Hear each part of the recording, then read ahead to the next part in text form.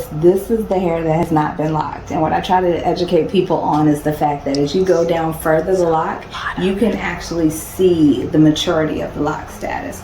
So majority of this hair in this top part is not locked, but as you go further down, it's actually more locked. Harvest has actually cut his locks a couple of times so you can see the length that's in it. But when I do maintenance based on his actual texture and everything like that, I'm using a lock cream that is water soluble, so actually moisturize his hair and keep it nice and clean without any kind of buildup. As I go through, I'm using what would be considered a palm rolling technique, but I actually use my fingers when I do, so there's not as much tension.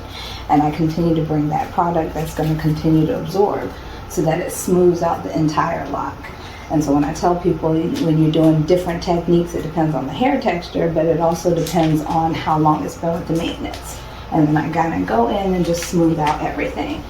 So it doesn't need to be a painful experience. You don't need to have a lot of a lot of tension on the hair itself. But when I go through, you'll see he's got nice clean parts. That product is gonna absorb when everything is gone through. And then we're gonna style him and get him into place. So, thank you.